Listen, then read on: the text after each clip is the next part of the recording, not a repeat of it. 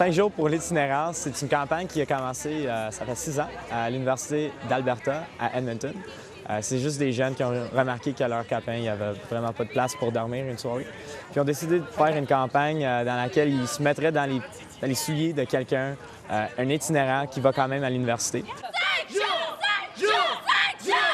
À la fois une campagne de levée de fonds et de sensibilisation, le projet 5 jours pour l'itinérance s'est déroulé cette année sur 22 campus universitaires à travers le pays.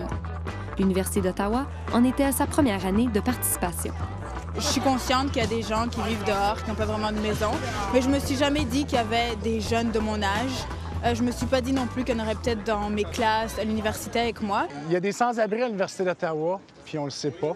C'est pas fait au la main. Il n'y a pas personne qui lève sa main et qui dit hey, « moi, je suis un sans-abri puis je suis un étudiant ». Aller à l'école le jour ou travailler pendant le jour puis pas avoir d'abri le soir, c'est quelque chose que je dirais qu'une grosse partie de notre population vit. On a plusieurs ados qui viennent ici, qui vont à l'école chaque matin. Puis ils vont à chaque matin. Puis ils n'ont pas de place à vivre le soir. C'est pas vraiment des itinérants qu'on va voir avec un livre de comptabilité ou bien de sociologie dans la rue. C'est des gens qui vont nous demander à des amis hey, « c'est-tu correct si je dors sur ton sofa ce soir? » ou « c'est correct si je passe la fin de semaine chez vous? » Puis là, un soir ou l'autre, ils dorment dans la bibliothèque, ils viennent à bout de se faufiler. Puis là, ça arrive qu'un soir sur deux ou un soir de temps en temps, soit il faut qu'ils dorment dans des centres d'accueil ou bien littéralement dans la rue. Pour la durée du projet, les étudiants se soumettent à la réalité d'un jeune de la rue. Ils dorment à l'extérieur, ils n'ont pas accès à une douche ou des vêtements de rechange et n'ont qu'à manger la nourriture qui leur est donnée par les autres. Le premier soir, avant que la campagne a débuté le dimanche soir à 5 h, il n'y a pas grand vie sur le campus un dimanche soir, donc on savait vraiment pas quand était notre premier repas.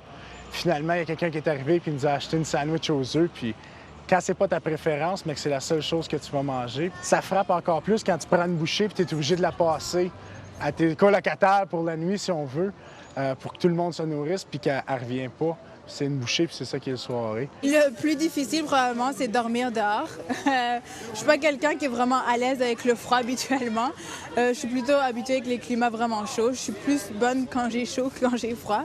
Mais c'est aussi essayer de se mettre dans la peau d'un itinérant. La première journée, tous les étudiants étaient super excités. Il y avait beaucoup d'énergie, il y avait beaucoup d'enthousiasme. Mais on voyait déjà dans la troisième journée qu'il y avait un manque, qu'ils ne dormaient pas assez. Qui avait froid, qui ne pouvait plus se concentrer, qui ne pouvait plus parler.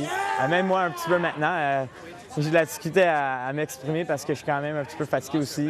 On va être 6 ce soir à dormir. Et puis donc, si tu as des dons non périssables ou des dons change de café à donner pour la cause, ça serait bien apprécié. La mission pour l'organisme, c'est de prévenir que les jeunes de la rue deviennent des adultes de la rue.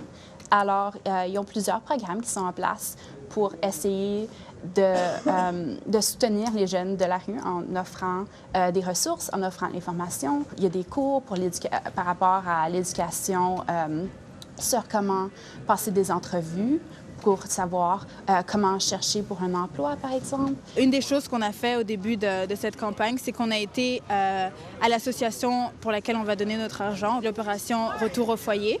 Et on a été visiter, on a eu la chance de rencontrer des jeunes. Puis ça a vraiment changé toute la perspective que j'avais parce que c'est des jeunes que jamais j'aurais pu imaginer qu'ils vivraient dehors. Tous les dons qui vont être recueillis pendant les 5 jours, c'est tellement important. C'est fantastique que les étudiants ils font ça.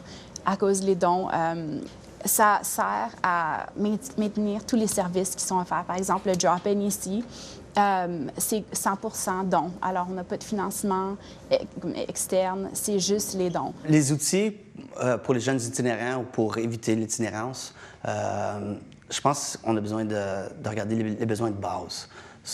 Les besoins de base en tant qu'avoir de la nourriture, avoir un logement, avoir une place où on est accepté, où on ne se fait pas juger. On ne peut pas avoir du succès si on n'a rien de base. On a besoin de construire notre base. Depuis 2006, la durée moyenne des séjours par les jeunes itinérants dans un refuge d'urgence est passée de 16 jours à 31 jours, en grande partie dû au manque de logements de transition abordables. Je ne sais pas si vous savez, mais un jeune itinérant qui est sur l'aide sociale reçoit 350 $ envers son logement. Un logement abordable à Ottawa pour une chambre à coucher, c'est 800 $. À la place de couper les services sociaux qui sont offerts, et au moins le financement, à cause le financement a été coupé aussi par le gouvernement, de l'augmenter. Et après ça, ce serait peut-être possible de regarder à d'autres structures plus oppressives qui sont plus difficiles à changer, qui sont plus que le racisme, le sexisme et tous les facteurs qui font que certains groupes encore sont plus marginalisés et criminalisés. Je pense que le projet de levée de fonds, c'était un très bon projet. Ça a donné l'opportunité puis ça a ouvert les yeux à beaucoup de monde. Mais la réalité que pour ce projet-là, c'était 5 jours, puis il y a une fin. Pour nos ados, pour les jeunes qui viennent ici, ils n'ont pas de fin. Ils savent pas quand est-ce que leurs 5 jours vont être finis. On a souvent les stéréotypes de consommation d'alcool, puis drogue, puis ces choses-là. Puis souvent, c'est pas nécessairement ça. C'est pas ça la réalité. C'est seulement qu'une petite partie, puis la plupart des itinérants, on les voit pas. C'est surtout ça qui m'a frappé cette semaine. Il n'y a pas juste une variable dans la situation, il y a plusieurs choses qu'on doit prendre en considération quand on parle de l'itinérance juvénile. Et je crois que tout le monde, moi-même inclus, on est beaucoup plus sensibilisé à la situation, puis on comprend que c'est pas un choix.